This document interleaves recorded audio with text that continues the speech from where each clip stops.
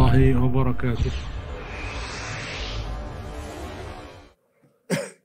إن الحمد لله نحمده ونستعينه ونستغفره ونعوذ بالله من شرور أنفسنا ومن سيئات أعمالنا. من يهده الله فهو المهتد ومن يضلل فلن تجد له وليا مرشدا. أشهد أن لا إله إلا الله وحده لا شريك له وأشهد أن محمدا عبده ورسوله الذي لا نبي بعده. اللهم صل وسلم وبارك على سيدنا ونبينا وحبيبنا وشافعنا ومولانا محمد صلى الله عليه وسلم وعلى آله وأصحابه ومن تبعهم بإحسان إلى يوم الدين. أما بعد. Bapak-bapak, ibu-ibu, jamaah salat subuh yang dirahmati Allah Subhanahu wa taala. Tidak lupa senantiasa kita panjatkan puji dan syukur kita kehadirat Allah Subhanahu wa taala atas semua rahmat dan nikmat yang telah Allah limpahkan kepada kita semua. Pagi hari ini kita mulai dengan salat berjamaah. Semoga Allah berikan keberkahan dalam hidup kita, keberkahan dalam rezeki kita, keberkahan dalam umur kita, dan keistiqomahan dalam ketakwaan kepada Allah SWT. Tema pagi hari ini adalah Andalusia kemarin, Palestina hari ini. Bagi yang sudah membaca sejarah Palestina, sejarah Andalusia, walaupun ini cuma sepak bola ya, kemenangan Maroko atas Spanyol kemudian atas Portugal itu, kemudian kalah dari Prancis, itu sebenarnya pernah terjadi, tapi bukan di sepak bola. Dalam jihad, dalam peperangan. Jadi memang urutnya gitu, menang atas Spanyol atau Andalusia, menang atas Portugal, kalah dari Prancis. 711 itu Spanyol dan Portugal takluk di bawah pimpinan Panglima Musa bin Nusayr dan Tariq bin Ziyad. Tahun 780, 70 tahun kemudian, Panglima Abdurrahman Ad-Dakhil yang juga sebagai khalifah melakukan ekspansi ke Perancis sampai di kota Marseille kalau nggak salah atau di Toulouse, menang sehingga mendapatkan rampasan yang sangat banyak, tetapi kaum muslimin berebut rampasan seperti di perang Uhud. Akhirnya bisa dipukul mundur sama Prancis. Jadi kalahnya sama Prancis memang. Nggak pakai adu penalti. Ya. Jadi perlu saya sampaikan di sini, ada kegembiraan yang kemudian terasa pada kaum muslimin. Seakan-akan ini mengulangi sejarah. Saya sampaikan tadi ini sepak bola yang memang sifatnya permainan, tetapi ya ini kegembiraan umat. Ya. Baru menang sepak bola aja udah senengnya, bukan main. Ya. Apalagi kalau Palestina merdeka. Ya. Nah ini yang perlu saya sampaikan di sini. Ya. Karena tugas saya itu ngisi kajian yang ada hubungannya dengan realita kekinian, maka saya hubung-hubungkan deh. Nyambung nggak nyambung terserah. Ya. Ya.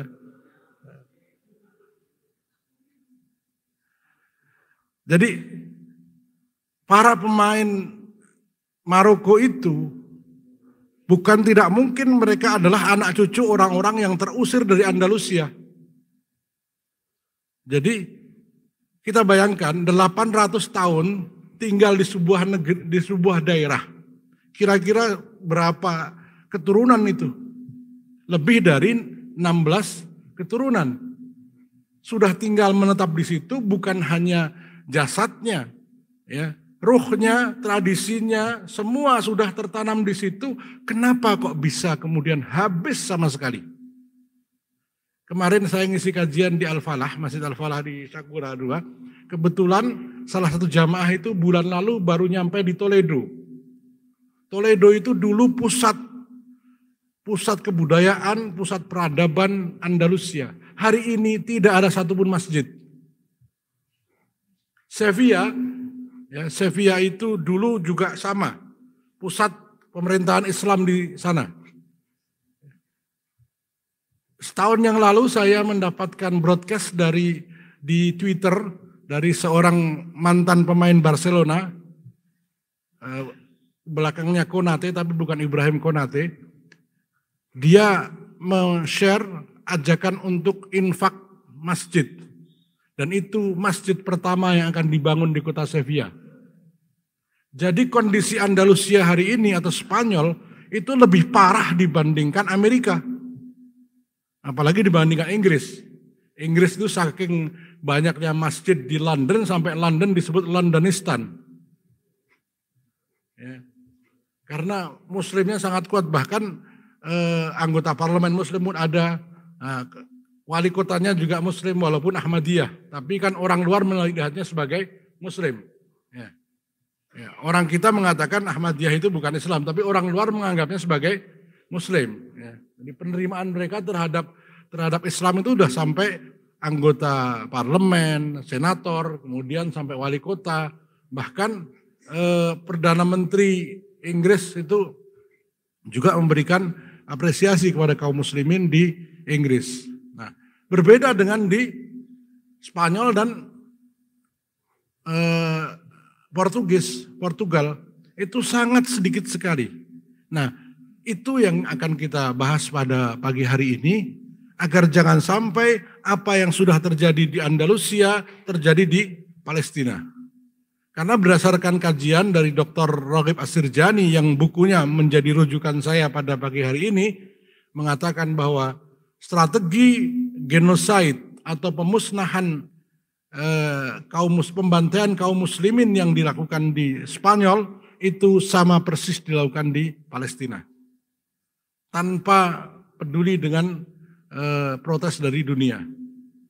Ada 3 hal yang dilakukan di Spanyol. Yang pertama pembersihan etnis, yang kedua pengusiran dan kolonialisme demografi, artinya penduduknya diusir, diisi dengan penduduk Kristen, sama seperti di Palestina hari ini, juga di Filipina. Bapak Ibu kalau lihat Filipina, kita tahunya Filipina adalah negara Katolik. Padahal dulu Filipina itu bagian dari Kesultanan Sulu. 100% atau 90% Muslim. Lalu kemudian Thomas Magellan masuk ke Filipina, terjadi kristenisasi, lalu penduduk utara dipindah ke selatan, kemudian penduduk asli bangsa Moro dipaksa untuk pindah rumah dan sebagainya. Persis apa yang dilakukan di Palestina. Ya. Demikian juga di berbagai daerah yang dulunya adalah daerah-daerah kekuasaan kaum muslimin selama ratusan tahun di Eropa, ya, juga di Asia. Andalusia kemarin, Palestina hari ini. Kenapa saya katakan kemarin, kok enggak dahulu, agar umat jangan merasa jauh dari Andalusia. Coba saya katakan, apakah ada di antara benak kita yang mengatakan bahwa Andalusia harus kembali ke pangkuan Islam? Kebanyakan sudahlah itu Eropa, gitu ya. 800 tahun loh Pak.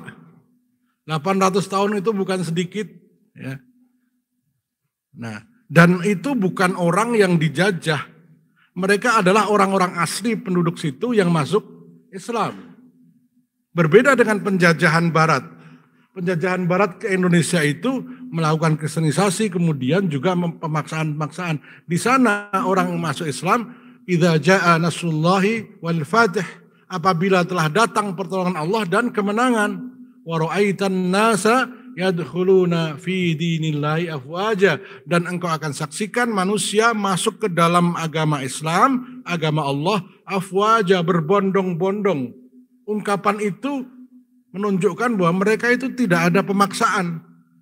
Dan itu terjadi secara alami. Di Indonesia juga demikian. Ya. Yang penduduk asli Indonesia ini kan bukan Islam. Hindu, Buddha, sama aliran kepercayaan. Nah, sekarang ini berapa ratus tahun dari sejak masuknya Islam? Islam masuk sekitar tahun 700-an. Ya. Nah, sama. Jadi masuknya Andalusia, masuknya Islam ke Indonesia itu sama dengan masuknya Islam di Andalusia. Tahun 700 itu masih masa kerajaan Sriwijaya. Itu sudah ada surat dari Rasulullah SAW dan dari Sayyidina Utsman bin Affan ya, untuk Raja Sriwijaya. Itu ada dokumennya. Ya.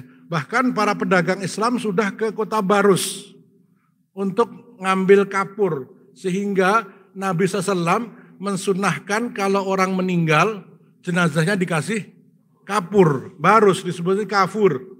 Ya. Dalam Al-Quran juga ada kafuro kan, kafur.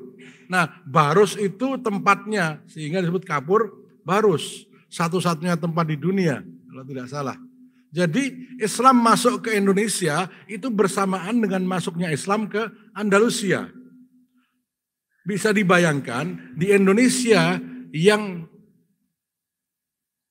juga melakukan akulturasi dengan budaya sampai hari ini menjadi mayoritas Muslim terbanyak di dunia. Padahal tidak ada khilafah Islam di sini, paling kesultanan kecil. Sedangkan di Andalusia menjadi kekhalifahan, pusat peradaban dunia. Bukan hanya peradaban Islam, peradaban dunia. Nanti akan saya ceritakan. Berdasarkan buku yang ditulis Dr. Raqib Astirjani dan beberapa buku yang lain. Bahwa ilmu kedokteran di Andalusia itu menjadi peletak dasar kedokteran modern hari ini. Ya, beberapa buku karangan Ibnu Rushd, Ibnu Zuhr itu menjadi buku wajib untuk dijadikan mata kuliah di fakultas-fakultas kedokteran di seluruh Eropa. Penemuan-penemuan yang terjadi di Barat itu dimulai dari masa Renaissance, yaitu kebangkitan. Nah kebangkitan Barat itu dimulai setelah runtuhnya Andalusia. Dasarnya dari mana? Ya dari ilmu-ilmu yang mereka ambil dari Andalusia. Karena di Andalusia itu di kota Toledo terutama itu ada kegiatan besar penerjemahan buku-buku dari bahasa Romawi dan bahasa yang lain ke bahasa Latin dan bahasa Arab. Dari situlah kemudian orang belajar tentang ilmu pengetahuan. Di sana terintegrasi antara pendidikan agama dengan pendidikan umum, nggak kayak hari ini. Saya ceritakan kenapa Islam jaya, karena di Baghdad, di Andalusia, pendidikan itu terintegrasi. Seorang dokter berarti dia juga seorang imam. Ya, itu bukan mustahil. Kelas 6 SD hafal 10 juz, 100 atau 200 bahkan 300 hadis itu sudah kami praktekkan. Nilai agamanya bagus, akidahnya kuat, akhlaknya mulia, hafal Qur'annya luar biasa, sehari-hari seperti anak yang dididik secara Islam, tapi nilai matematikanya 9, itu bisa.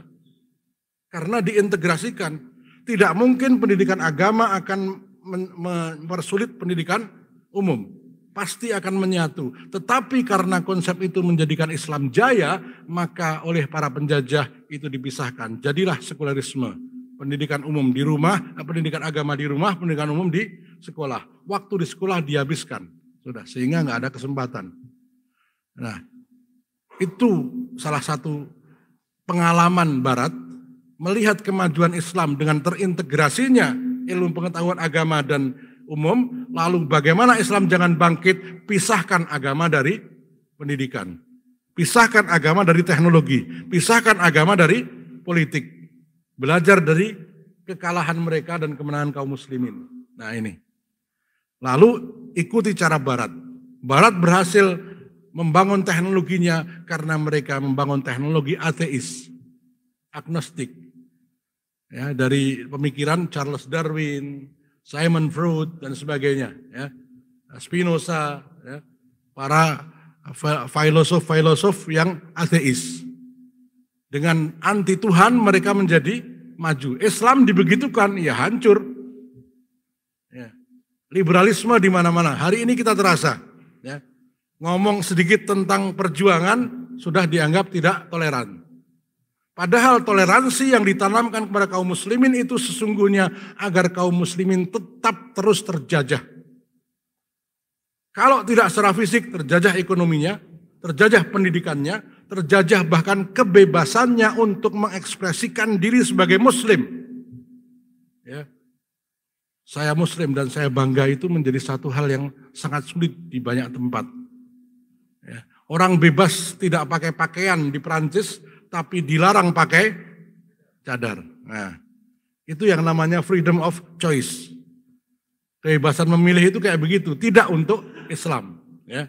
Silahkan untuk yang lain, tapi tidak untuk Islam. Nah, kenapa saya kemudian membahas ini? Karena ternyata baru 1, 2, 3 syariat Islam diterapkan dalam Piala Dunia, itu sudah banyak sekali yang merasakan ketenangan. Ya. Piala Dunia tanpa alkohol itu ternyata nyaman dan bisa. Tidak ada tawuran, tidak ada, anak kecil pun bisa menikmati. Ya, kenapa selama ini susah? Karena orang datang ke stadion bau naga, ya, napasnya napas naga, ya, sehingga berantem dan sebagainya. Nah, sekarang ini bisa terasa bagaimana syiar Islam terlihat. Nah, rupanya banyak sekali orang-orang bule, orang-orang barat yang tidak tahu tentang Islam, tahu tentang Islam dari berita yang memperburuk citra Islam. Begitu ketemu di Qatar, terkagum-kagum mereka. Ya. Hari pertama aja sudah 150-an lebih yang masuk Islam. Ya. Nah, ini baru nonton Piala Dunia, gitu loh. Bagaimana kalau kemudian melihat kehidupan kaum muslimin sesuai dengan sunnah Nabi, maka wajar kalau kemudian yang membedakan antara penaklukan kaum muslimin ke satu daerah itu menyebabkan penduduknya menjadi muslim. Indonesia, Mesir itu kan dulu Koptik Kristen. Ya, maka Nabi mengirimkan suratnya kepada Mukaukis itu kepada pemimpin gubernur yang semuanya tidak ada satupun Islam, semuanya Koptik. Persia itu kan Majusi, sehari ini berubah semuanya dan tidak ada pemaksaan. La ikraha fiddin. India itu ditaklukkan oleh kaum muslimin. Panglimanya, saya lupa namanya, itu umurnya 17 tahun. Panglima penakluk India itu umurnya 17 tahun. Kalau hari ini lagi pada main, Mobile Legends. Ya. 17 tahun bayangkan, bisa dibayangkan bapak-bapak, para mujahid umur 50 tahun, umur 60 tahun, veteran-veteran, dipimpin anak muda umur 17 tahun. Itu yang menaklukkan India, anak benua Asia ini ya. Nah, Andalusia kemarin, Palestina hari ini.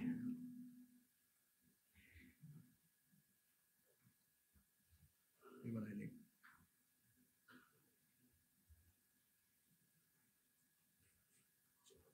Ya. Nggak bisa. Nggak bisa.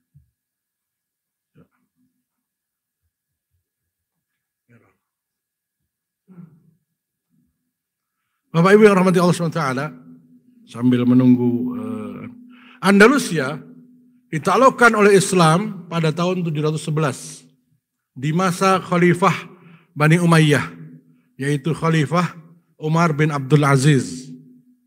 Khalifah Umar bin Abdul Aziz mengutus salah seorang gubernurnya, Musa bin Nusair, dan panglima perangnya yaitu Tariq bin Ziyad. Dua orang ini asli, yang satu asli Irak, yang satu asli suku Barbar. Bangsa Barbar itu adalah bangsa di Afrika Utara yang pusatnya namanya Kartago. Dulu Kartago itu menjadi kerajaan yang sangat ditakuti karena memiliki seorang panglima yang sangat terkenal, namanya Hannibal. Itu yang paling lama dikalahkan oleh Romawi. Nah, kemudian Amr bin As masuk memimpin pasukan ke Mesir, menaklukkan Mesir, kaum muslimin masuk orang-orang Koptik masuk Islam, kemudian perluasan, akhirnya bangsa Barbar menjadi bangsa Muslim. Ini sekedar dan dari situlah lahir seorang panglima bernama Tariq bin Ziyad. Ya. Pakai apa ini? Nanti sini. Ya. Oke. Wa ma arsalnaka illa rahmatan lil alamin, dan tidaklah kami mengutus kamu wahai Muhammad melainkan untuk menjadi rahmat bagi semesta alam. Jadi Islam menyebar ke dunia ini tidak dipungkiri ada kalanya dengan jihad. Karena memang orang kan selalu yang hak dengan yang batil itu selalu bertarung. Nabi kirimkan dulu surat. Ya, kalian masuk Islam, maka kalian akan selamat dunia dan akhirat, ya, dan sebagainya. Nah, Islam masuk Spanyol Islam masuk Eropa melalui Spanyol. Awal kedatangan pasukan Islam ini karena permintaan dari Julian, gubernur kita, yang memohon kepada Musa bin Nusair, gubernur dari Khalifah Umar bin Abdul Aziz di wilayah Maghrib atau Maroko, untuk membantu negerinya, yaitu Andalusia, karena sedang dilanda kekacauan yang hebat. Terjadi perang saudara, maka Julian, salah seorang gubernur di sana, minta bantuan dari kaum muslimin. Tolong saya dibantu supaya bisa mengatasi perang saudara ini. Musa bin Nusair, gubernur Maghrib, Maroko, dibantu Panglima Tariq bin Ziyad, membawa pasukan yang berjumlah kurang lebih 12.000 orang menuju Gibraltar. Gibraltar sendiri itu diambil dari nama pasukan panglimanya. Berasal dari kata Jabal Tariq. Jabal itu gunung, Tariq itu nama pasukannya. Jadi untuk mengabadikan kemenangan di gunung itu dikasih nama Jabal Tariq. Dalam dialek barat jadi Gibraltar. Ya. Disingkat, Jabal Tariq jadi Gibraltar. Pada Mei tahun 711 Masehi, tanggal 19 Juli 711 Masehi, Musa bin Nusair dan Tariq bin Ziyad bersama pasukannya berhasil mengalahkan pasukan Nasrani di daerah muara Sungai Barbate. Kemudian Tariq membagi pasukannya ke 4 wilayah penting, yaitu Toledo, Cordoba, Malaga, dan Granada. Ini yang hari ini kita kenal sebagai nama-nama klub sepak bola.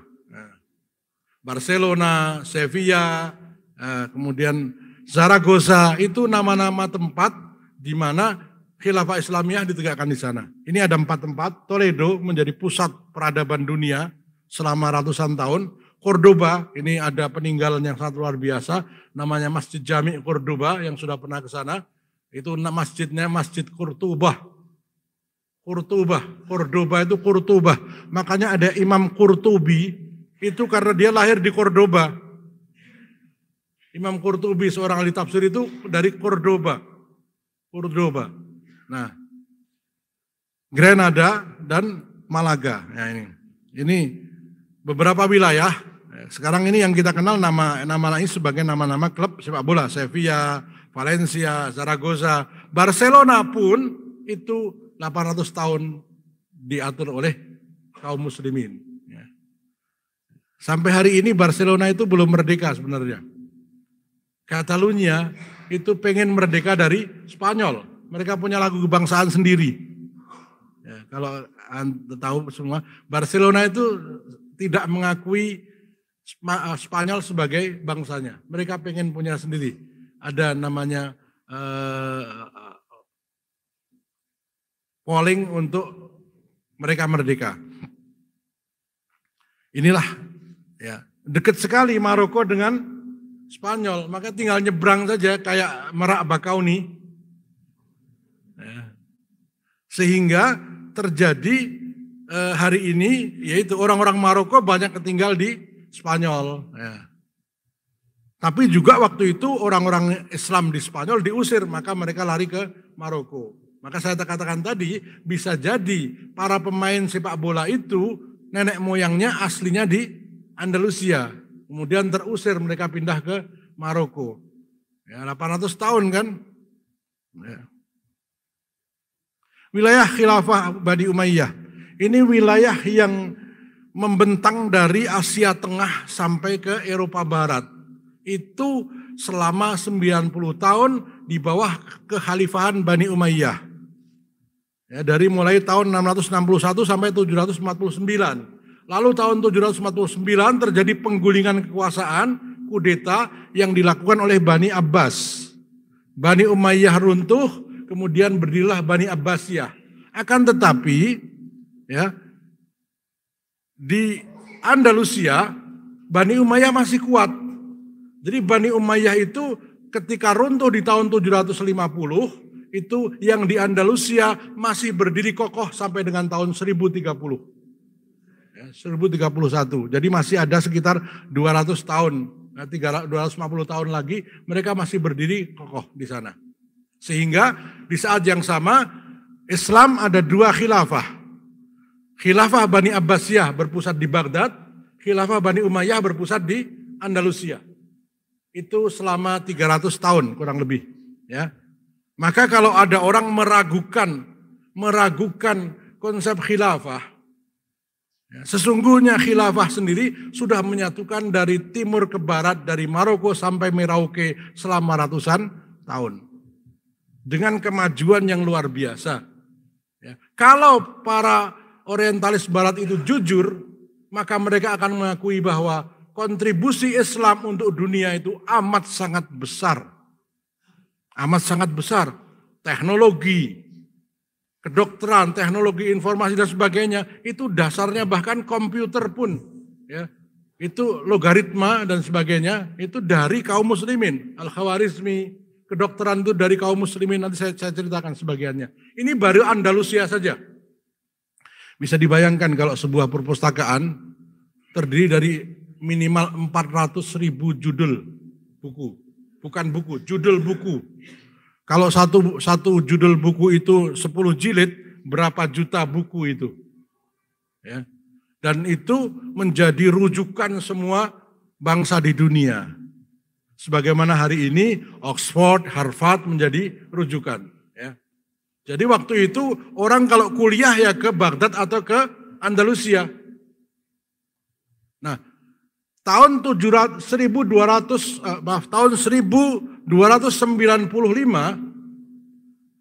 pasukan yang dipimpin oleh Raja Ferdinand dari Aragon dan Ratu Isabella dari Zaragoza, ya, itu menaklukkan raja terakhir Andalusia, Muhammad As-Saghir, atau dikenal sebagai Bu Abdil atau Abu Abdillah. Itu ratunya mandinya setahun sekali. Ratu loh ya, perempuan. Dan bule barat itu memang jarang mandi. Sebelum mereka tahu kehidupan kaum muslimin. Ya. Ini sebagai gambaran saja betapa dekilnya barat di masa Islam jaya. Ini gambaran saja, kalau mandi apalagi gosok gigi kan gitu ya. Bisa dibayangkan kayak apa cemerlangnya giginya. Nah.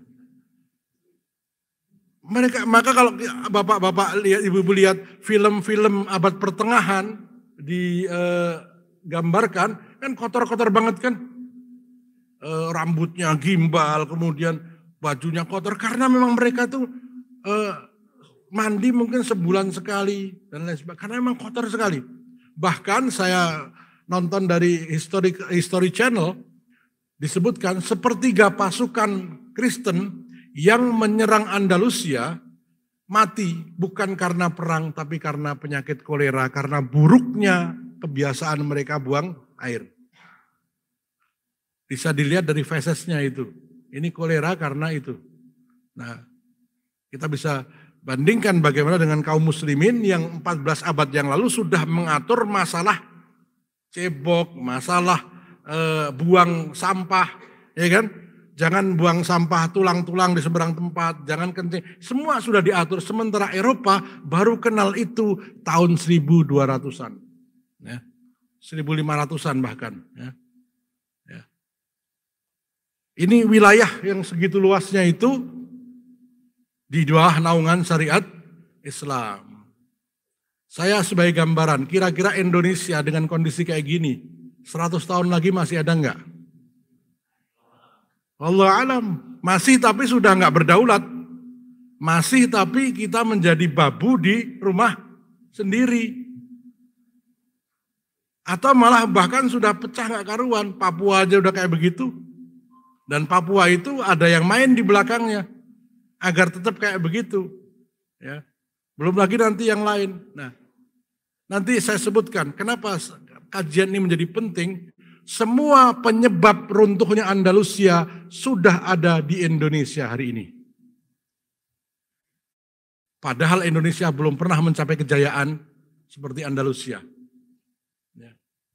Ini yang perlu kita tanamkan. Orang tidak akan mengatakan, wah Indonesia nanti habis. Padahal sudah, Prabowo bilang 2030. Indonesia akan pecah. Gus Dur bilang 2050, nation in waiting. Ya, itu ada sebuah wawancara dengan media Australia sekitar 2050.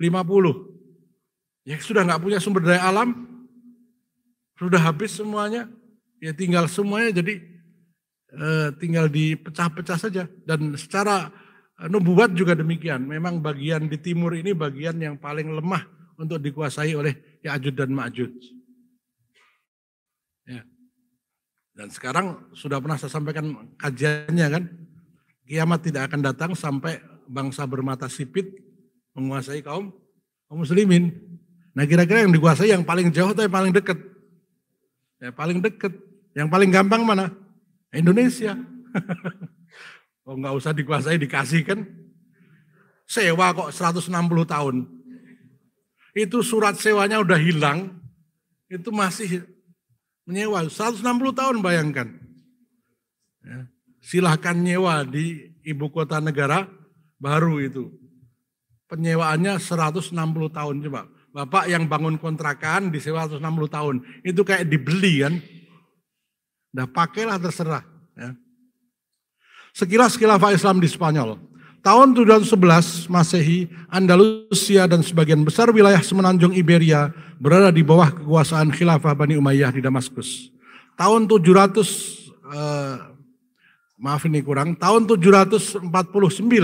khilafah Bani Umayyah di Damaskus runtuh, digantikan oleh khilafah Bani Abbasiyah. Namun demikian di Andalusia masih kokoh berdiri hingga tahun 1031 Masehi.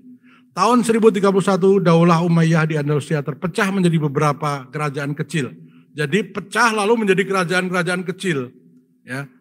Malaga dipimpin Raja Hamudian, Zaragoza dipimpin Raja Tujbiyah, Valencia dipimpin Raja Amiriyah, Sevilla dipimpin Raja Abbadiyah, Toledo dipimpin Raja Dunnuniyah, dan yang terakhir Grenada dipimpin Raja-Raja Bani Ahmar. Nah raja terakhirnya namanya Muhammad As-Saghir, Muhammad kecil.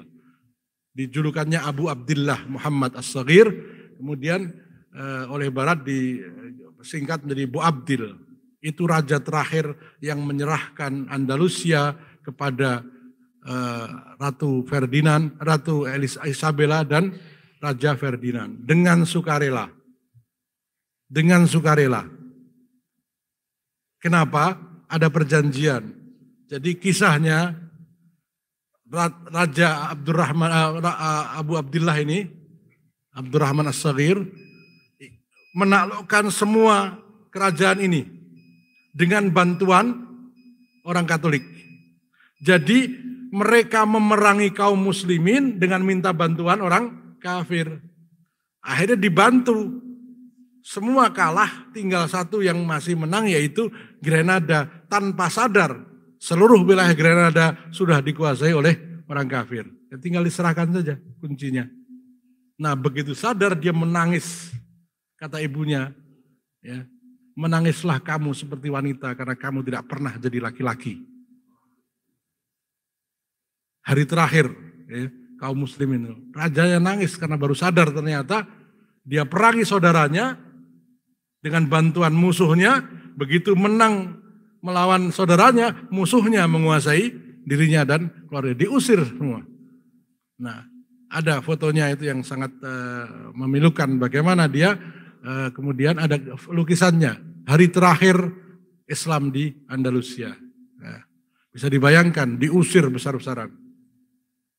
Peradaban Islam mewarnai Eropa. Hampir 8 abad lamanya, khilafah Islam berkuasa di Spanyol. 711 sampai 1492. Dari Cordoba hingga Granada adalah bukti nyata sebagai kejayaan Islam masa lalu serta peradaban yang tinggi di tanah Andalusia.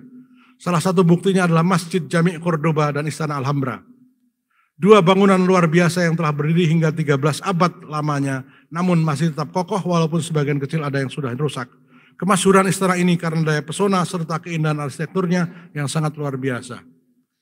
Ini yang kanan atau yang kiri itu Istana Al-Hamra, sedangkan yang sebelah utara itu Masjid Cordoba. Ya, Masjid Al-Ukhuwah ya, kalah udah. Ya. Ini 13 abad yang lalu kayak begini bangunannya. Ini Istana Alhambra, ya, istananya raja-raja khilafah di sana. Ya, kristal dan sebagainya sudah ada di sana. Maka kalau ada arsitektur Spanyolan, ada istilah Spanyolan itu ya ini gaya-gaya gotik Spanyol ini. Ya, ada pilar-pilarnya. Ya, ini Istana Al-Hamra. Al-Hamra itu artinya merah, si merah, the red. Nah, ada air mancurnya juga ini. Nah, Masjid Jami' Cordoba. Masjid Agung Cordoba berdiri atas inisiatif Abdurrahman Ad-Dakhil atau Khalifah Abdurrahman I. Nah, beliau inilah yang memimpin pasukan untuk menaklukkan Prancis, tapi kalah. Jadi tadi saya jelaskan, menang lawan Spanyol, menang lawan Portugal, kalah sama Prancis.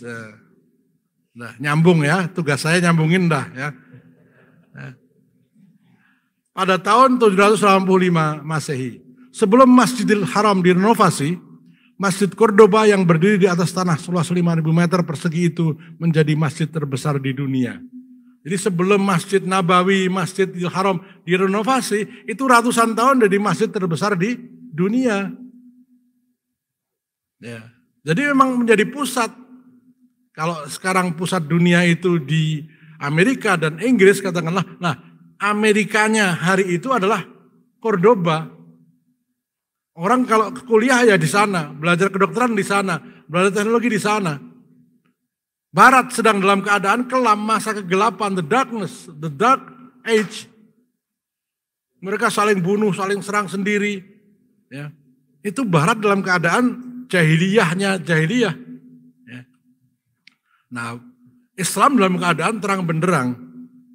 Nah, kira-kira kalau keadaan seperti ini kan terbukti bagaimana rahmatan lil alamin itu.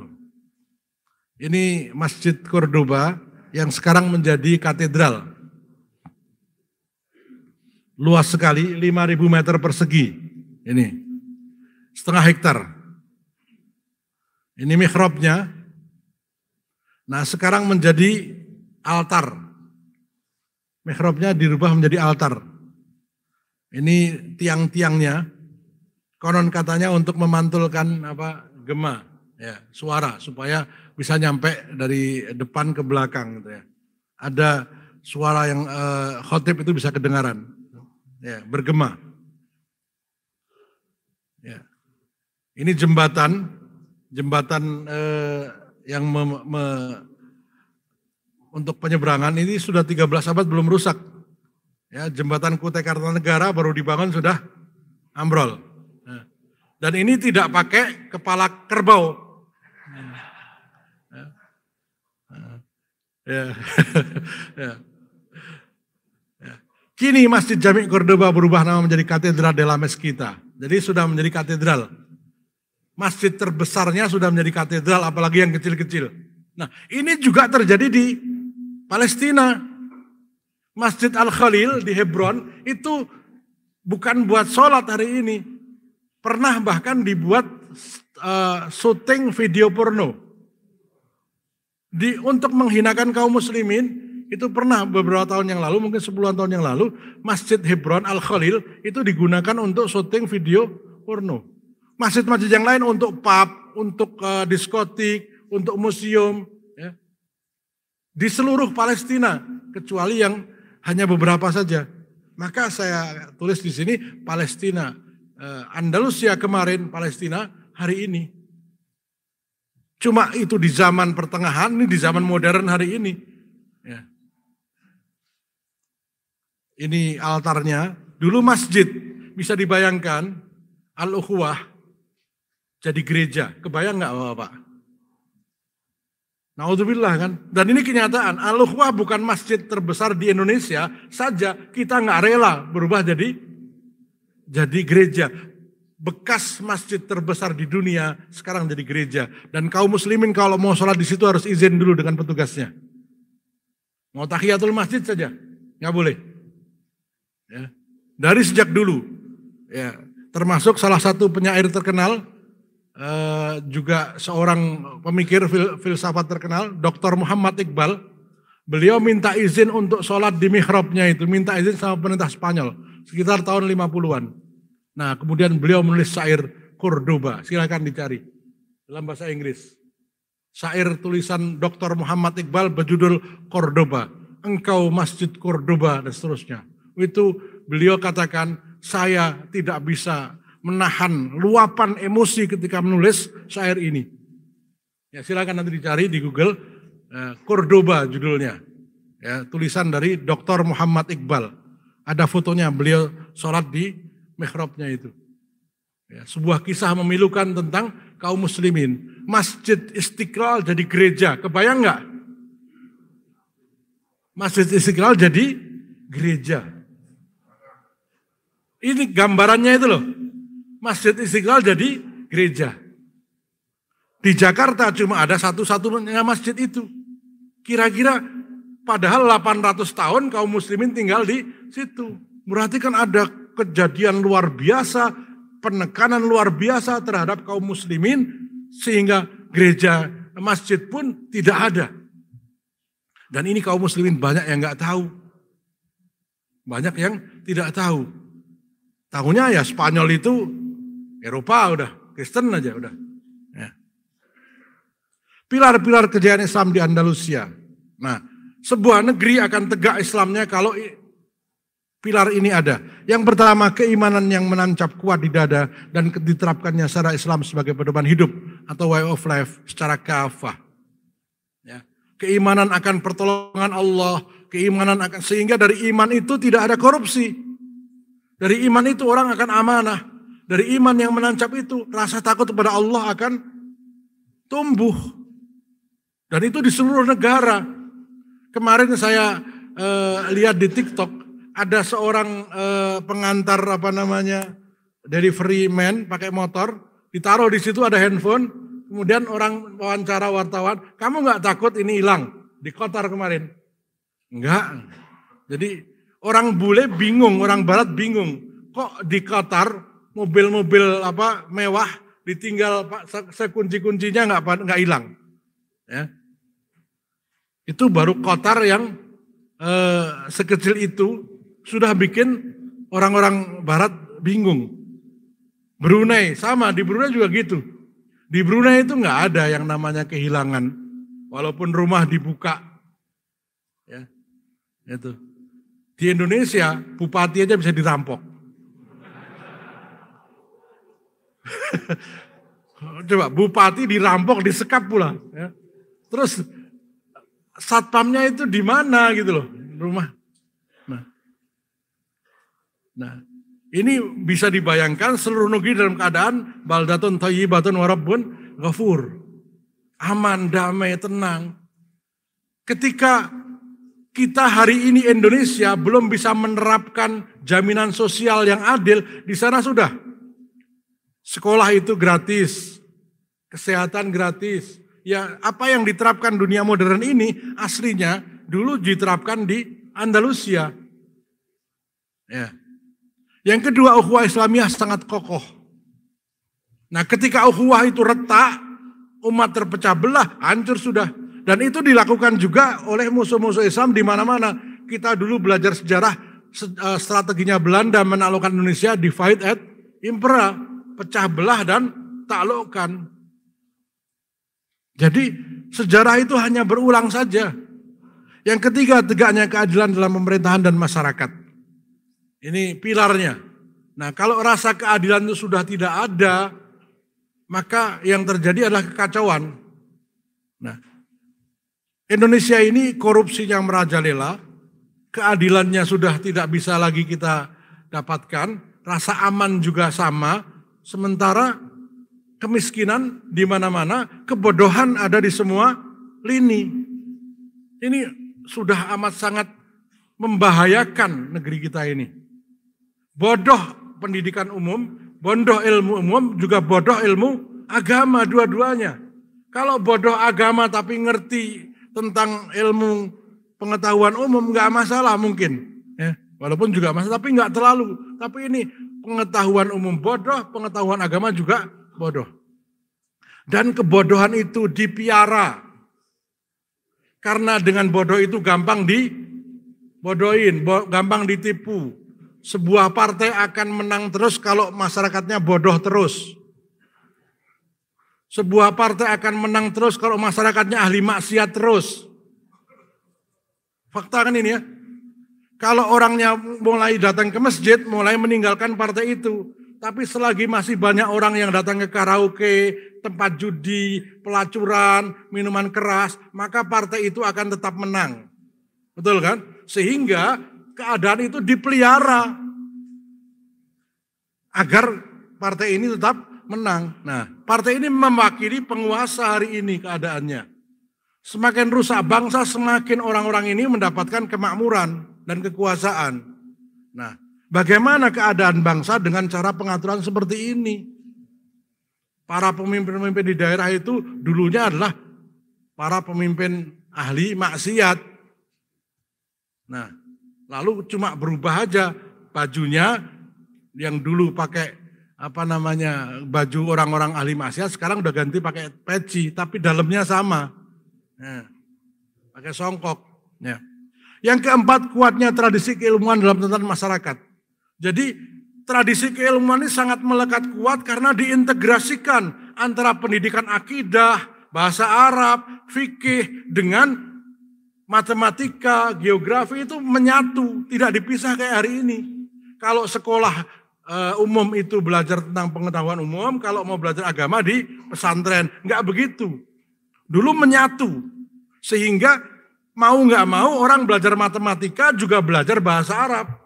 Mau nggak mau, lulus SD pasti sudah selesai hatam Quran sejak awal. SD kelas 3 mungkin sudah hatam. Nah, sementara kita kelas 6 SD baru selesai Iqra jilid 6. Ya. Pendidikan umumnya sampai S2, tapi Al-Quran nggak bisa baca. Itu udah banyak sekali. Ya, baru mulai belajar Al-Quran. Ini bukan kesalahan individu, ini kesalahan sistem. Sehingga nggak balance, ngejomplang antara pendidikan umumnya sudah sampai S3, sementara pendidikan agamanya masih 0, masih TK. Baru belajar sholat, baru belajar bacaan sholat. Bayangkan, umur 40 tahun masih belajar bacaan sholat. Padahal tiap hari sholat.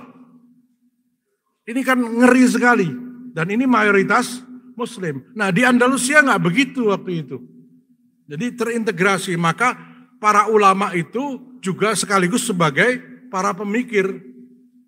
Ya. Tegaknya amar ma'ruf nahi mungkar dan i'dadul quwwah. Amar ma'ruf nahi mungkar, ada kemungkaran diberantas. I'dadul quwwah, persiapan fisik. Ya kayak tentara hari ini. Tapi itu seluruh mobilisasi umat begitu semua. Bukan hanya tentara yang wajib untuk i'dad. Tetapi seluruh umat Islam, laki-laki terutama, itu di masjid-masjid mereka mengadakan pelatihan-pelatihan ketentaraan. Sehingga ketika musuh datang mereka siap menghadapi. Semua penduduk muslim wajib untuk ikut. Kayak wajib militer kalau hari ini. Nah, wajib militer tetapi dengan landasan syariah. Ya. Sebenarnya membahas ini nggak apa-apa. Wajib militer itu kan sebuah hal yang biasa dalam negara. Di Amerika itu Muhammad Ali gelarnya dicopot karena nggak mau wajib militer. Ya. Di Korea itu pemain-pemainnya juga wajib militer. Nah, di Andalusia sudah diterapkan wajib militer itu. Cuma kalau bahasa sekarang dianggap sebagai radikal. Karena yang melakukannya adalah orang-orang Islam. Nah, itu. Pada masa kejayaan Andalusia, umat Islam menjadi rujukan segala masalah di bidang hukum, sosial, pemerintahan, sastra, teknologi hingga kedokteran. Perpustakaan Khilafah Islam di Cordoba yang menyimpan tidak kurang dari 400.000 judul buku, maaf ini kurang, dari berbagai disiplin ilmu, menerangi peradaban dunia bersama perpustakaan Baitul Hikmah Bani Abbasiyah di Baghdad yang melegenda. Kota Toledo di Andalusia sebagai pusat penerjemahan buku dan naskah dari berbagai disiplin ilmu serta berbagai bahasa. Bahasa Arab menjadi lingua franca, bahasa ekonomi, bahasa politik, bahasa komunikasi dunia, itu bahasa Arab. Ya.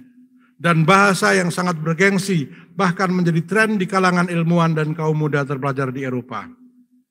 Karya-karya ilmiah cendekiawan Muslim berbahasa Arab disalin ke bahasa Latin, lalu diklaim sebagai buah karya bangsa Eropa tanpa peran umat Islam dan bangsa Arab. Ini yang terjadi hari ini. Ya.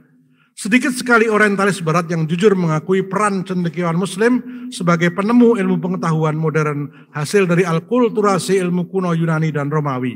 Jadi yang menerjemahkan karya-karya Romawi dan Yunani ini adalah orang-orang Islam dipindah ke bahasa Latin. Lalu oleh orang-orang Eropa dari bahasa Latin ke bahasa Inggris. Ya. Di antara orientalis barat yang jujur mengakui masa gemilang peradaban Islam Andalusia adalah Maria Rosa Menokal. Bukunya ada, silakan yang mau beli di amazon.com. Menokal yang merupakan peneliti Amerika Serikat ini menuliskan hasil penelitiannya dengan judul The Ornament of the World, How Muslim, Jews, and Christian Created a Culture of Tolerance in Medieval Spain. Saya tidak memiliki buku ini, saya cuma menukil dari Dr. Raghib Asirjani. Jadi beliau Maria Rosa Menokal ini menyebutkan peradaban barat hari ini, kemajuan teknologi di barat hari ini, peletak dasarnya adalah peradaban Islam di Andalusia. Ya. Saya sebutkan setelah ini. Para ulama dari Andalusia, tidak saya bahas panjang lebar, ini ulama yang paling hebat saja, sebetulnya ribuan ulama, tapi yang paling hebat Asy-Syatibi, itu ulama hadis dan juga usul fikih. Al-I'tisam itu buku usul fikih, Al-Muwafaqat usul fikih. Ibnu Rushd ini yang paling luar biasa.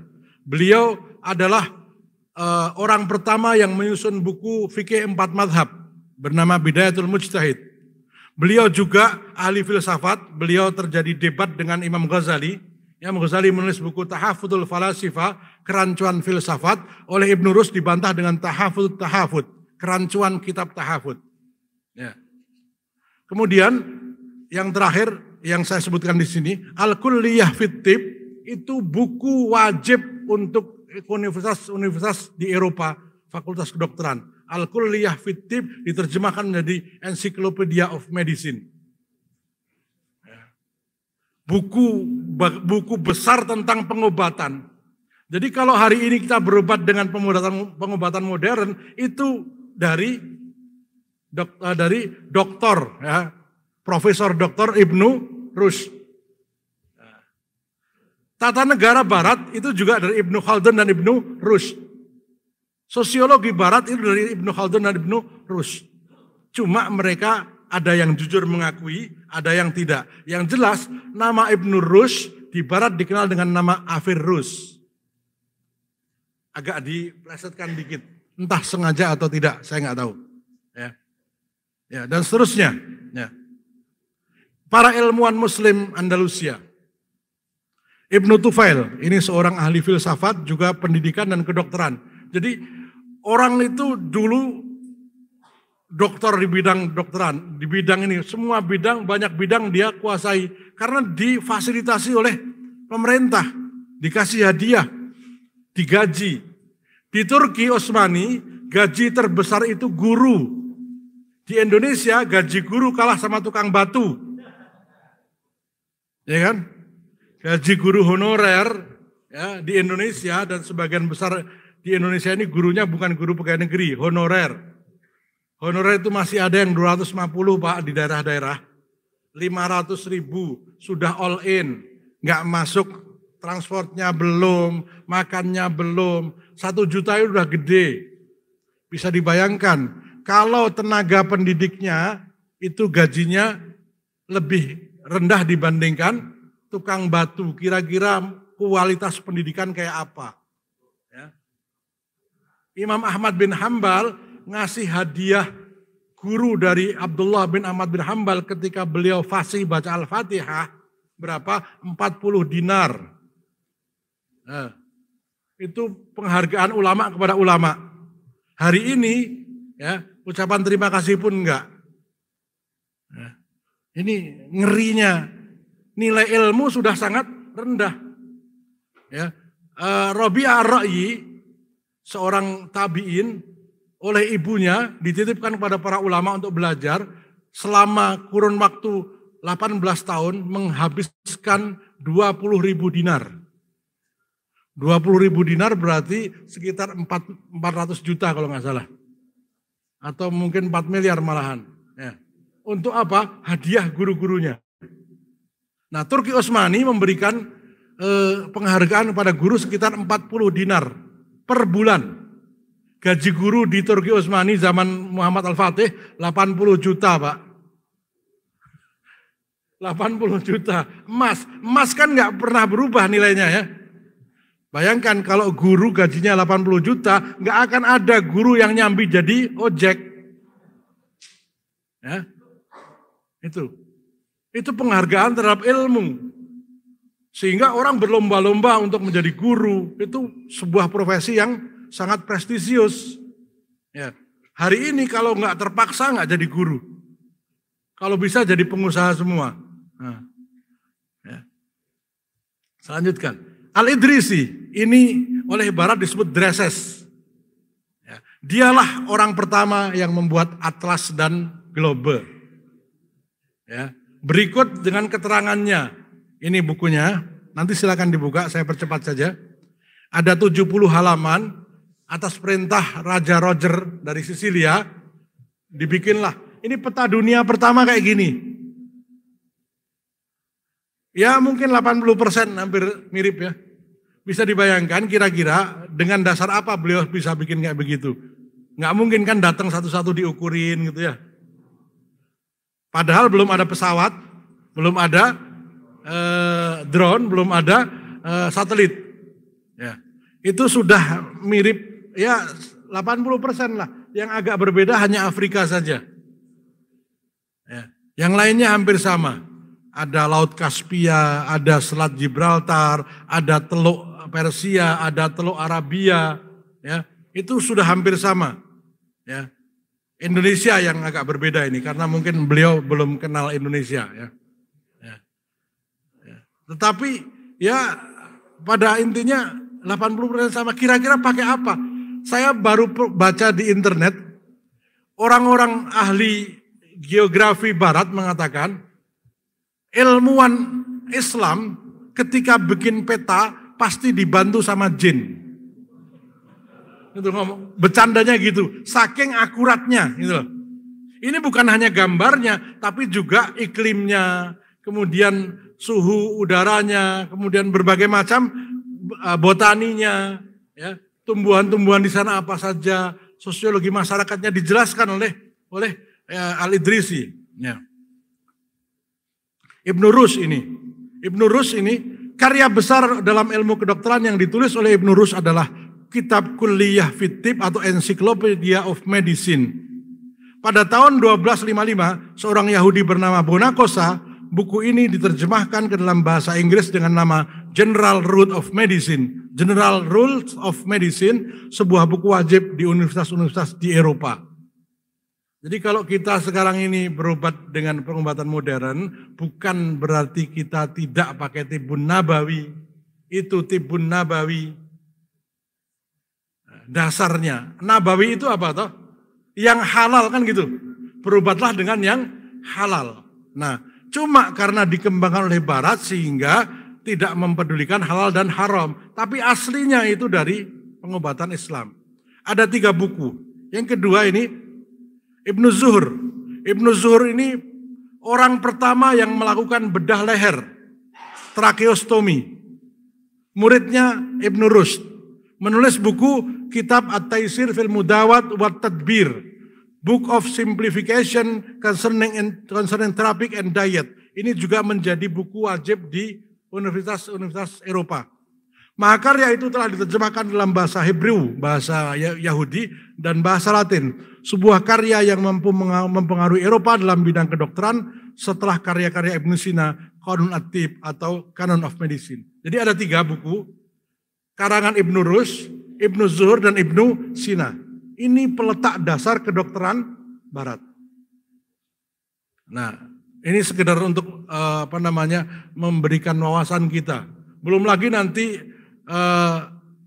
munculnya teknologi di Barat, yaitu revolusi industri. Itu juga banyak kaitannya dengan ahli-ahli kimia Islam, Al-Farabi, Al-Khawarizmi, ahli matematika, Al-Jabar. Bahkan ilmu Al-Jabar itu mengambil nama dari penemunya, Al-Jabar. Ya, ini bukan nostalgia untuk, tapi untuk bahwa kita memiliki dasar yang luar biasa sebenarnya. Berakhirnya peradaban Islam di Andalusia. Ya, mudah-mudahan sampai 6:30 selesai. Pakar sejarah dari Mesir, Dr. Raghib As-Sirjani, dalam bukunya berjudul Qisas Al-Andalus, yang pengen beli bukunya ada, sudah terjemahkan. Sangat lengkap, dari mulai masa sebelum Islam, masa ketika Islam masuk, masa kejayaan, sampai dengan masa runtuh dan analisisnya. Beliau menulis lengkap. Buku aslinya Qisasul Andalus, diterjemahkan oleh Pustaka Al-Kautsar menjadi Bangkit dan Runtuhnya Andalusia. Ini yang mau beli silakan. Beli buku bukan berarti dibaca, minimal untuk pajangan di rak kita. Ya. Minimal sudah bisa majang dulu lah, kapan-kapan bacanya ya. Bacanya gampang nanti ya, yang penting beli dulu ya. 4 faktor runtuhnya khilafah Islam Andalusia. Tadi bangkitnya Andalusia, sekarang runtuhnya. Gaya hidup yang mewah dan glamor dari para pemimpin dan penguasanya, yang diikuti oleh rakyatnya. Ya. Nabi mengatakan, lal faqra akhafu alaikum.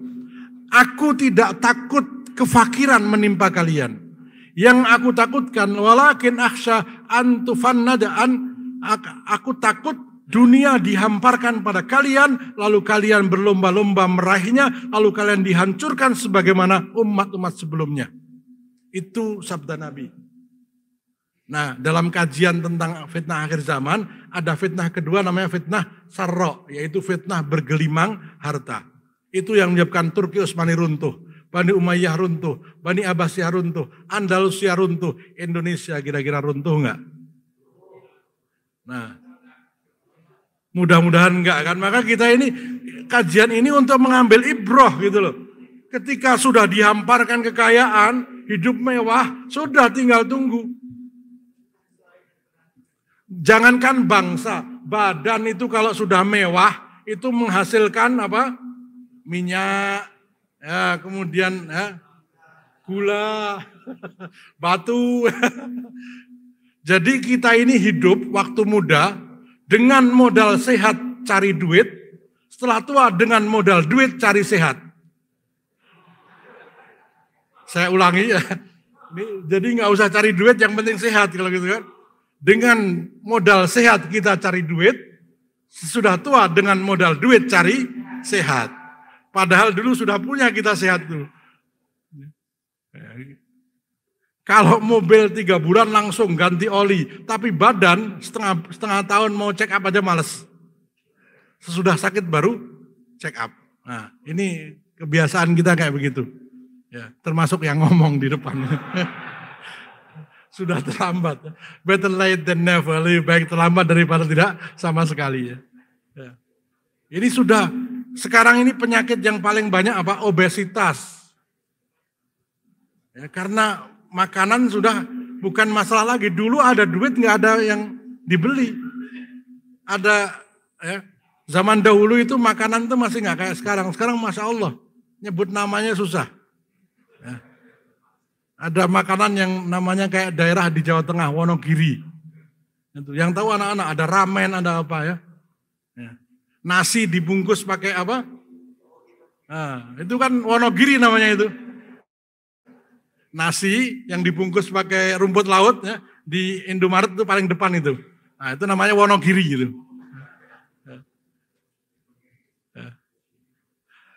Banyaknya pemimpin yang bukan ahli di bidangnya. Ini di Indonesia udah banyak sekali ini. Yang ketiga, kaum muslimin meninggalkan tradisi keilmuan. hilangnya peran ulama dan merebaknya berbagai maksiatan dan kemungkaran. Jadi ulama sudah nggak dianggap lagi, majelis-majelis ilmu jarang, lebih banyak datang ke majelis maksiat. Malam minggu digunakan untuk foya-foya. Dulu ya kajian-kajian yang ada. Kebanggaan menjadi para penuntut ilmu itu luar biasa. Sehingga Islam jaya. Tapi kemudian datanglah orang bernama Ziryab. Ziryab itu seorang seniman. Dia mengenalkan berbagai macam cara makan, cara pakaian dan sebagainya. Turun-temurun selama beratus-ratus tahun. Jadilah bangsa Spanyol menjadi runtuh. Ini nanti saya jelaskan. Yang keempat, kaum muslimin mudah diadu domba dan diperpecah belah. Ya, ini semua sudah ada kan di Indonesia. Ya, kalau zaman itu saja Andalusia runtuh, apalagi di Indonesia, maka ini minimal satu persatu kita usahakan. Tidak bisa semuanya dari yang kecil-kecil dulu. Satukan hati umat, itu kunci. Kalau sudah bersatu itu semuanya indah. Tapi kalau sudah nggak bersatu, yang baik pun jadi dipandang buruk. Ya. Ziryab, salah satu penyebab utama runtuhnya Andalusia. Ziryab itu nama orang. Jadi ini Dr. Raghib Asirjani melihat salah satu faktor terbesar, salah satu bukan satu-satunya, adalah berubahnya tradisi keilmuan menjadi tradisi hedonis. Kayak sekarang ini, ya, orang itu semua berubah dari tanpa gadget menjadi gadget, semua berubah total. Ya. Abul Hasan Ali An-Nafi atau dikenal dengan nama Ziryab berasal dari Persia atau Kurdi. Pada awalnya ia tinggal di Irak lalu pindah ke Andalusia dan tinggal di sana selama 30 tahun. Ia adalah seorang musisi, penggubah lagu, ahli kosmetik, kuliner, chef dia, fashion, dan juga menguasai beberapa cabang ilmu pasti. Barat mengenal Ziryab sebagai bapak kebudayaan Eropa. Jadi budaya Eropa yang kayak gini ini yang ngajari orang Islam, namanya Abul Hasan Ali An-Nafi. Ada Fashion Week itu di Andalusia dulu ada, coba bayangin. Yang ngenalinnya Ziryab ini Fashion Week. Ya. Mereka menyebut Ziryab dengan julukan The Songbird of Andalus karena suaranya yang sangat indah. Ya. Dialah yang merubah kebudayaan Eropa dari kebudayaan terbelakang, kumuh dan jorok menjadi seperti sekarang ini. Letak dasarnya dia. Layaknya seorang selebriti, orang-orang memperhatikannya dalam mode pakaian, gaya rambut, dan tren kuliner. Ziryab adalah orang pertama yang membagi menu makanan menjadi 3 bagian dengan menu-menu menyesuaikan. Hari ini kita kenal dengan istilah hidangan pembuka atau appetizer, hidangan utama atau main course, dan hidangan penutup. Rupanya yang mengenalkan bukan orang Eropa, tapi orang Islam, namanya Ziryab. Ya. Jadi waktu itu orang Eropa makannya itu kayak begitu, hari di Andalusia sudah ada hidangan pembuka. Kalau kita kan bukan pembuka ya penutup. Nah. Yang penting jangan ditutup pakai sambal aja ya. Nah. Kalau di kita tuh ya pembuka ya penutup. Nah. Pagi nasi, siang nasi, malam nasi. Ya. Pokoknya kalau nggak nasi nggak makan gitu ya. Nah, itu kalau Ziryab tahu dimarahin kita ya. Ziryab telah memulai gaya hidup glamor di kalangan umat Islam Andalusia yang kemudian diwariskan secara turun-temurun hingga ratusan tahun setelah kematiannya. Hal ini membuat kaum muslimin terutama generasi mudanya mulai meninggalkan majelis-majelis ilmu, masjid-masjid dan perpustakaan. Mereka beralih ke gedung pertunjukan, pentas musik dan mode, serta berbagai tempat maksiat lainnya. Seperti yang terjadi hari ini. Ya. Kalau generasi mudanya sudah hancur, maka ketika menjadi tua akan meninggalkan generasi yang hancur. Turun-temurun, hancur, terakhir kemudian ditaklukkan. Tradisi keilmuan pun mulai pudar berganti menjadi tradisi kemaksiatan dan pemujaan hawa nafsu. Semangat jihad dan amar ma'ruf nahi mungkar telah hilang ditelan maksiat dan gelimang dosa kaum muslimin Andalusia. Ini penyebabnya itu. Ya. Runtuhnya khilafah Islam di Andalusia. Lukisan ini adalah penyerahan kunci Grenada ya, kepada Ratu Isabella. Itu yang perempuan itu Ratu Isabella. Nanti bisa dibuka di file yang saya kirimkan. Ini ya, perpisahan orang Islam akan keluar dari Andalusia. Tepat pada tanggal 2 Januari 1492, Khalifah Islam terakhir di Andalusia secara resmi menyerahkan kunci Granada, benteng terakhir Islam di Andalusia. Kunci diserahkan kepada Raja Ferdinand dan Ratu Isabella, penguasa kerajaan Katolik dari Castilla dan Aragon di Spanyol Utara. Sosok yang perlu dicatat dalam pengkhianatan di Andalusia yaitu Abu Abdillah Muhammad As-Saghir, keturunan Bani Nasr atau yang sering disebut dengan Abu Abdil dalam dialek Barat. Kecerobohannya memerangi kesultanan-kesultanan Islam di Andalusia melalui persekongkolan dengan penguasa Katolik dan dari Spanyol Utara menjadi bumerang. Inilah penyebab lenyapnya peradaban Islam di Andalusia yang dirintis oleh Panglima Musa bin Nusair dan Tariq bin Ziyad tahun 711 hingga tak ada bekasnya sama sekali kecuali hanya bangunan-bangunan saja. Nggak ada bekas sama sekali. Kembali kekalahan Islam karena orang munafik. Kekalahan Islam karena orang munafik. Jadi nggak pernah Islam itu kalah karena musuhnya langsung. Pasti karena orang munafik. Ya, ini. Maka yang paling berbahaya di Indonesia itu orang-orang munafik. Orang munafik itu kan menyembunyikan. Nah, pakai peci, pakai ya begitulah. Ciri-ciri Islam semua. Khilafah Islam di Andalusia runtuh setelah mengalami masa kejayaan selama 800 tahun dan tidak menyisakan sedikit pun komunitas muslim di sana. Ini terjadi karena beberapa sebab. Ya. Yang pertama, genocide atau pembantian etnis yang dikenal dengan pengadilan inkuisisi. Nanti di bagian akhir saya beri contoh bagaimana alat penyiksaan untuk keluar dari Islam. Pemaksaan kaum muslimin untuk murtad dan pengusiran besar-besaran umat Islam di Andalusia. Jadi begitu Islam jatuh hanya ada 3 pilihan. Masuk Kristen, selamat, atau dibunuh kalau tetap bertahan, atau diusir dari Andalusia. Nah, sebagian besar memilih untuk pergi dari Andalusia. Kemana? Ke Maroko, ke Tunisia, ke Libya, ke Mesir. Maka kemarin itu semacam kegembiraan gitu loh. Ya.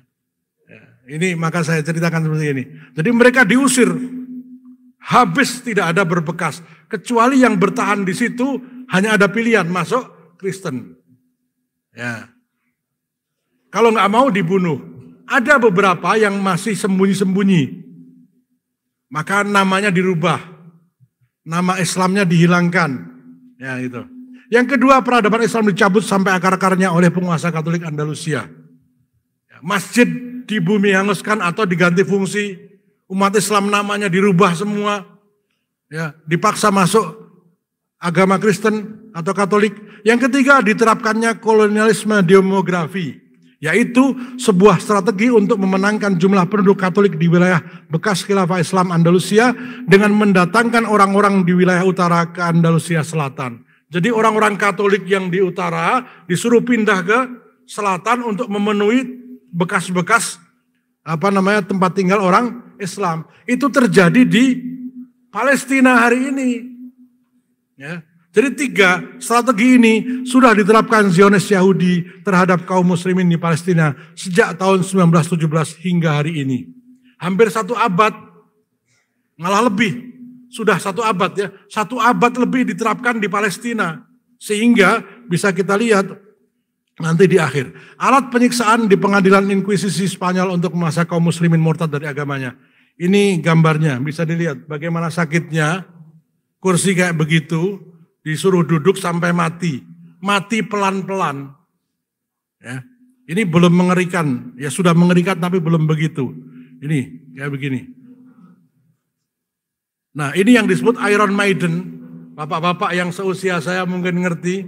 Grup rock Iron Maiden. Iron Maiden itu ini. Nama alat untuk menyiksa kaum muslimin disebut Maiden karena atasnya itu gambar perempuan. Ya. Wanita besi, inilah wanita Iron Maiden. Dimasukkan ke situ kemudian ditutup. Jadi seluruh tubuh itu dimasuki oleh besi kayak begitu. Kalau yang nggak mau masuk Islam. Di tempat umum sehingga semua orang takut. Nah, ini diakui oleh Paus. Dan Paus minta maaf. Saya kurang tahu Paus yang mana, tapi Paus pernah minta maaf atas kejahatan kemanusiaan yang dilakukan oleh gereja Katolik Ini gereja Katolik yang melakukan itu, memaksa untuk murtad. Ya, kira-kira kayak apa ini sakitnya? Ya, walaupun cuma satu tempat tapi kayak begini ini kan nggak bisa gerak. Dan ini foto ini dari museum di Andalusia. Artinya bukan ngada-ngada. Ya. Ini paku kursi, bukan kursi paku ya. Nah, ini yang paling terkenal ini, The Brazen Bull. Jadi ada sapi atau ya apa namanya banteng dibikin dari besi atau dari tembaga, ada pintunya yang orang yang di sini dimasukkan ke situ, bawahnya dibakar. Nah, nanti dia teriak-teriak akan keluar kayak trompet, ada trompetnya di bawah. Itu. Jadi nggak bunyi suara tapi bunyi tut gitu loh. Semakin kenceng dia teriak, semakin bunyinya kenceng. Nanti bisa dibuka di YouTube atau Brazen Bull. Itu menyiksanya kayak begitu. Ini para pendeta sidang inkuisisi yang tidak mau masuk Katolik akan disiksa seperti ini sampai dia mau masuk Katolik. Nah, Andalusia kemarin, Palestina hari ini. Apa yang telah terjadi di Andalusia 500 tahun yang lalu, saat ini diterapkan di Palestina oleh Zionis Israel. Rakyat Palestina diusir dari tanah airnya, Zionis Israel melakukan penyerobotan wilayah tanpa ada satupun yang mampu menghalanginya. Amerika Serikat dan PBB bahkan dengan terang-terangan menjadi backing atas semua kejahatan tersebut. Ya. Memang mereka yang mendukung. Bangsa Palestina terusir ke berbagai negara seperti Suriah, Yordania, Mesir, Libanon, Irak, bahkan tidak sedikit yang migrasi ke Eropa dan Amerika. Sebagaimana kaum muslimin Andalusia dipaksa eksodus ke Maroko, Tunisia, Aljazair, Mesir dan negara lainnya. Ya. Kaum muslimin mulai dijauhkan perhatiannya dari Palestina dengan dalih perdamaian dunia, serta pembentukan opini bahwa masalah Palestina bukanlah masalah agama, tetapi masalah sengketa tanah dan wilayah semata. Sehingga umat Islam nggak perlu ikut campur, itu kan urusan tanah saja gitu loh. Ya, mereka katakan begitu, ini bukan urusan agama, buktinya di sana juga agama Kristen juga dijajah. Nah itu. Sudah saya jelaskan masalah ini dalam kajian tentang Palestina. Bisa dilihat, dan foto ini sudah sering sekali kita lihat. Yang hijau itu, warna hijau itu wilayah Palestina. Dulu. Nah sekarang tahun 2000 sudah kayak begitu. Kira-kira kalau 2022 sudah kayak apa, kalau 2100 kayak apa? Maka saya katakan, Andalusia kemarin, Palestina hari ini. Kalau umat Islam diam. Padahal di sana nanti akan turun Nabi Isa. Di sana nanti akan berdiri tegak khilafah Islamiyah. Kita wajib yakin itu. Maka menjadi kewajiban kaum muslimin untuk berjuang. Ada istilah min huna nabda wa fil aqsa naltaqi. Di sini kita bermula, di Al-Aqsa kita akan berjumpa. Di sini kita berjuang, di Al-Aqsa kita akan bertemu. Jadi perjuangan di sini itu untuk merebut Al-Aqsa agar kembali tegak Islam. Jayanya Islam bermula dari Al-Aqsa. Ya, jadi para mujahidin begitu. Perjuangan kami di Irak, tapi mata kami di Al-Aqsa. Kami berjuang di Indonesia, tapi hati kami terpaut ke Al-Aqsa. Harus begitu. Bayangkan kalau Ka'bah ya, dikuasai oleh Yahudi. Kira-kira kita rela nggak? Nah, Al-Aqsa itu sama kedudukan dengan Ka'bah. Dengan Al-Aqsa itu dulu kiblat kita. Sekarang kiblatnya kita adalah Ka'bah. Nah, dulu di zaman Nabi itu Al-Aqsa, itu tanah suci kita, tanah air kita. Nah, dahulu pelan-pelan namun pasti umat Islam mulai melupakan Andalusia. Karena masing-masing bangsa disibukkan dengan perjuangan melawan para penjajah dari Eropa sebagai akibat dari runtuhnya benteng kokoh kaum muslimin dari keganasan Eropa, yaitu khilafah Islam di Andalusia. Jadi umat Islam di Andalusia ini adalah benteng kokoh untuk menghambat penjajah datang ke dunia Islam, ke ke Afrika, ke Asia. Begitu Andalusia runtuh 1492, 1506 kalau nggak salah, kalau nggak 1525 ya, Indonesia dijajah Belanda. Batavia, ya, Jayakarta ditaklukkan oleh Belanda. Jan Pieter Sun Koen. Ya. Begitu Andalusia runtuh, Australia dijajah oleh Inggris. Begitu Andalusia runtuh, Vasco da Gama sudah sampai ke Tanjung Pengharapan. Alfonso de Albuquerque sampai India. Thomas Magellan sampai ke Filipina. Ya, Portugis bisa menjajah Timur Timur. Itu karena apa? Benteng terakhir umat Islam sudah runtuh. Nah, jadi 800 tahun loh umat Islam ini menjadi penjaga perdamaian dunia. Karena umat Islam hancur di Andalusia, Indonesia dijajah selama ratusan tahun. Bahkan bukan hanya Indonesia, India, Malaysia, Singapura, mana lagi? Hampir semua bangsa Asia dan Afrika dijajah. Dikeruk kekayaannya. Bahkan bangsa kulit hitam dibawa ke Amerika jadikan budak. Disiksa, mati di Laut Atlantik. Itu kisahnya sangat menyedihkan. Dan itu nyata. Bangsa Indian habis karena dijajah oleh bangsa kulit putih.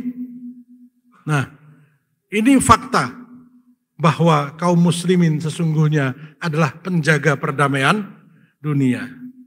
Nah, alhamdulillah kajian pagi ini mudah-mudahan memberikan wawasan bahwa jasa Islam itu luar biasa kepada dunia dahulu dan hari ini. Nah, maka kalau dikatakan Islam itu begini dan begitu, itu gambaran dari musuh, bukan dari umat Islam. Ya. Khilafah itu begini dan begitu, itu orang yang nggak suka dengan Islam. Ya. Faktanya khilafah lah yang telah menaungi dunia ini menjadi penuh dengan perdamaian. Ya. Allahu a'lam bishawab. Saya kembalikan kepada pembicara, mudah-mudahan bermanfaat. Mohon maaf apabila ada kata-kata yang kurang berkenan. Billahi hidayah wa taufiq. Assalamualaikum warahmatullahi wabarakatuh.